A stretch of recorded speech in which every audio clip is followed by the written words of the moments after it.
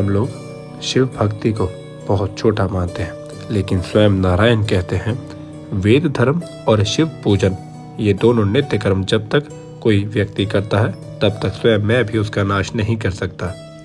तीसरा अध्याय भूतों और त्रिपुरों का धर्म। शिव जी बोले, हे देवताओं, मैं तुम्हारा कष्ट को जान रहा हूँ, परंतु क्या करूँ? त्रिपुरों का स्वामी अभी तक पुण्य आत्मा है, इस कारण वे अवध है।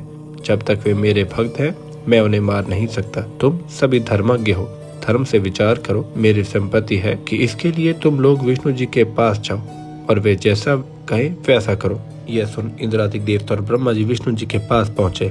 देवताओं को बड़ी प्रसन्नता हुई। उन्होंने अपने दुख का समस्त कारण शीघ्र ही विष्णु भगवान को निवेदन किया। विष्णु जी ने सब बातें सुनकर कहा, यह सत्य है, जहाँ पर सनातन धर्म हो वहाँ दुख नहीं होना चाहिए। सूर्य के दिखने पर अंधकार नहीं रहता। देवताओं ने कहा, तब हम क्या करें?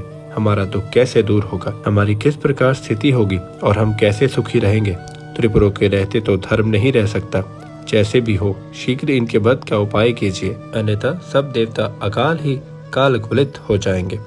तब देवताओं की इस प्रार्थना को सुनकर नारायण भगवान ने अपने मन में यह विचार किया कि मैं देवताओं का कार्य कैसे करूं, क्योंकि तारक के पुत्र तो शिव जी के भक्त हैं। समर्थ विष्णु जी ने यज्ञों का स्मरण किया। उनके स्मरण करते ही यज्ञ गण वहां तत्क्षण आ उपस्थित हुए।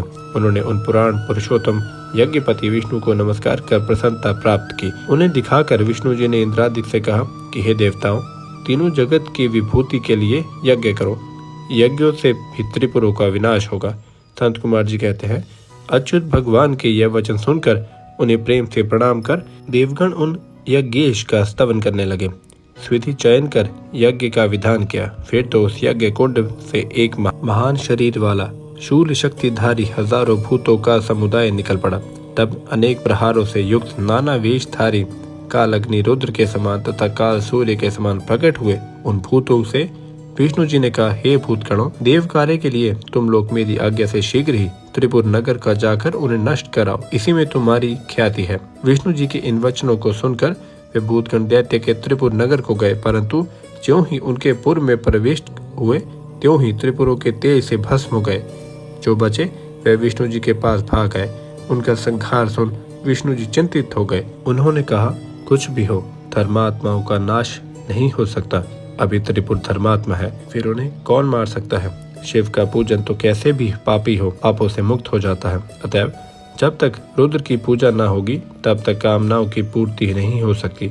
लिंग पूजन से तो मोक्ष भी प्राप्त हो जाता है। वेद धर्म और शिव पूजन ये दोनों नित्य कर्म जब तक है तब तक त्रिपुरों का नाश नहीं हो सकता। यह विचार कर विष्णु जी ने तीनों असुरों के वेद धर्म और शिवाचरण का विनाश करना ही उचित समझा। फिर उन्होंने देवताओं से कहा कि अब आप लोग अपने घर जाइए, मैं यथासाध्य आपकी सहायता करूंगा।